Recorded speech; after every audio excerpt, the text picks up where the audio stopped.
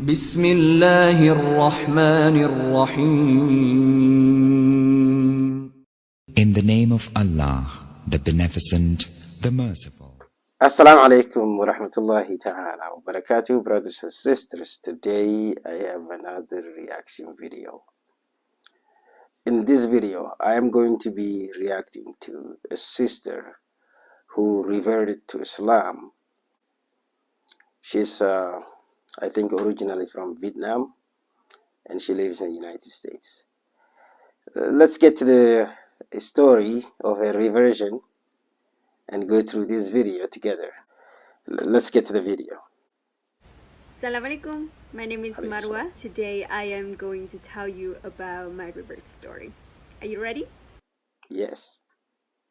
Alright, let's get started with my background. I grew up in an agnostic family who worship Buddha as part of the culture. They do not consider themselves to be Buddhist though, but they worship all of these idols just because their ancestors was doing the same thing. However, they kind of do believe in someone that is higher than them. So when I was in elementary school, my dad, he used to drink a lot, and that's part of our culture that the man was drinking, and no one gonna tell them that, hey, drinking is a bad thing to do. So I used to make dua to God to stop my dad from drinking. My aunt overheard my dua one day, and she was laughing so hard, and she was telling every single person around the family that I was making that dua, and she said, hey, if your dad was drinking or not, that is his choice. God not gonna do anything to him. However, I always believe inside of me that God is the most powerful, and so he can do anything. He know what is in someone's mind, and of course he can change someone's will. So that's when I was in elementary school. Now I grow up a little bit more. I was in high school. There was an incident that happened to me. So my grandfather passed away. In my culture, when a person passed away, sometimes they will wait to a certain time to bury the dead body. They don't bury right away, and then they leave the dead body on a bed, and people, they can go to the house to share the sorrow with the family of the dead person. I was sitting next to my grandfather's dead body at that time, and I was holding his hand. I remember I was telling myself that I believe in the hereafter. The hereafter is real. And I believe that there's destiny and there's a higher power. When I was 17, I moved to the US to study. I started to hang out with some Christians. And here's where the interesting story starts. So yeah, according to the sister, she said they worship idol because it's just something that came from ancestors, from great-great-grandfather, and they just follow the footprint. Even though they don't know why they worship the idol, even though they know that this idol cannot move, cannot protect himself, but they still believe that idol is a god, that they seek protection, refuge from that idol. Let's continue the video. Times was asking me to go to the church with them, and of course I go just because I was curious at that time. I was 17. For the first time, I heard someone directly and bluntly talking to me about God. When I was back home in Vietnam, people talk about destiny. People talk about the higher power. They talk about someone called the sky, the sun, but they never talk about God directly. But since I was young, I always believed that there must be someone who's managing this life, managing my destiny, Absolutely creating my destiny. So when I heard about God, I was excited. I was interested in knowing more. I decided to become a Christian first because that was the only religion that I know at the moment that talk about God.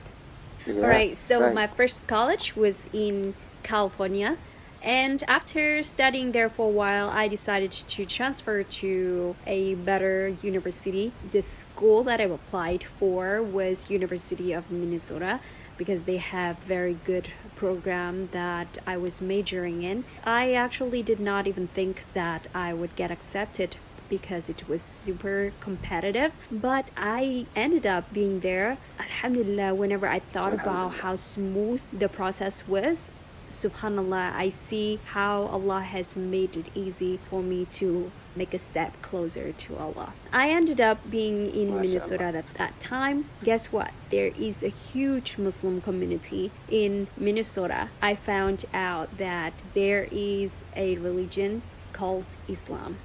Now, to give you a little bit background of how much knowledge I have about Islam. When I was in Vietnam, I never met a Muslim in my life. There was no mosque in the city where I live. It was a small town. I was traveling quite a bit, but for some reason I never met any Muslims when I was in Vietnam. I did not make friends with any Muslims when I was in California either. On top of that, if someone asked me whether Muslims eat pork or not, I have no clue. I did not know that Muslims do not eat pork. I did not know that a Muslim girl is supposed to wear hijab. That is how little knowledge that I know about Islam. But alhamdulillah, because of that ignorance, I did not know about the bad things that the social media say about Islam either. Now, one of the first impressions that I have about Muslims was Muslims do not compromise their values for less. And that is something that I have huge respect and admiration for Muslims. Let me give you an example.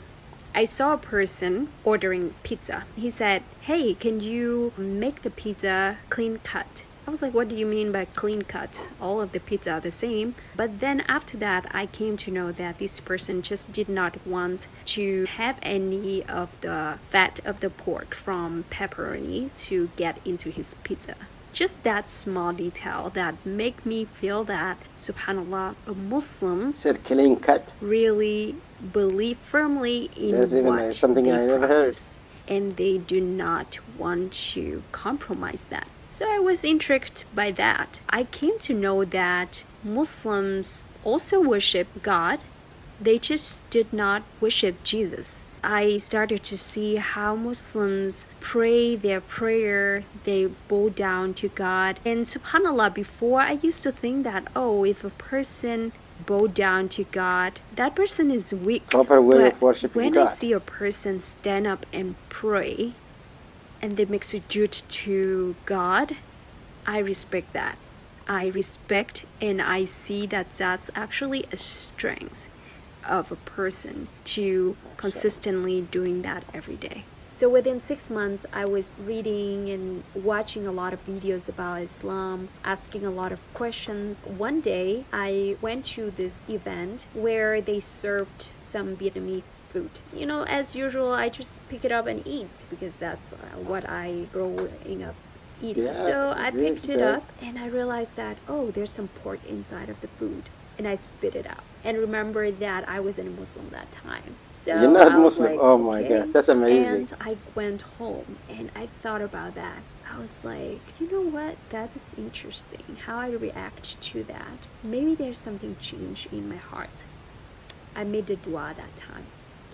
I prayed to God and I said, God, if Islam or Christianity is the right way for me, please guide me. And so about the same day or the next day, I came across a video where Jesus was hanged on the cross and he said to God, God, why are you forsaken me? And I was talking to myself, look, you are a Christian now. And this video was made by a Christian. In this video, Jesus was talking to someone else. He was asking God to save him, to rescue him. And if Jesus was God, who is he talking to? And this video, it was not even made by a Muslim. And because of that, alhamdulillah, I ended up accepting Islam, because I know how Islam was very strict on the concept of God. MashaAllah. How Welcome to Islam Islam, sister. always talk about worship no one but Allah. Brothers and sisters, the story of the sister Marwa, it's unbelievable. It's like really, really amazing, informational, inspiring, and educational. She wasn't a Muslim. When she spit out the pork meat that she accidentally or whatever, she went to the some form of party and she had to eat pork meat and she spit it out. When this happened, she wasn't a Muslim. Then she started thinking. So anyone who is really sincere and thinking the right way will find the truth. It's not because your parents used to do this, I have to do this. It's not like that you belong to some form of religion. Only God is worthy of worship. No one is worthy of worship except God, the Almighty Creator, the one who brought us to this life, and to whom we will all return.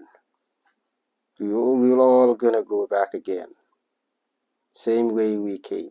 We came naked to this world without nothing, and we leave naked this world without nothing. It's a simple, clear. No one can argue about this. So the sister says, I came across the video made by Christians, and she was watching this video while Jesus was hanging on the cross. And he was saying, God, why you forsaken me? Right there, she found out that God is not Jesus. He is talking to God for help. So that will clearly show you that if Jesus is God, who is he talking to? Who is he begging to help him? Get him out of that situation. So if I am saying, God save my life, and I'm in serious trouble, and I'm begging, invoking God, how do I become a God myself? Why would I ask God if I am already God? So that's where this sister story started, and she started thinking to find out the truth. Anyone who is thinking sincerely, we will understand this it's a very easy, it's not hard. Unless you're saying like you worried about something else. But when it comes to God, everything is clear. Jesus was begging God to help him. So can he be God? Can God beg another God to help him? It's impossible. So brothers and sisters, I have to end this video right here. I hope you guys will enjoy this video. If you enjoyed this video, please subscribe, like, comment for more videos. More videos are coming. Assalamu alaikum wa rahmatullahi ta'ala wa barakatuh.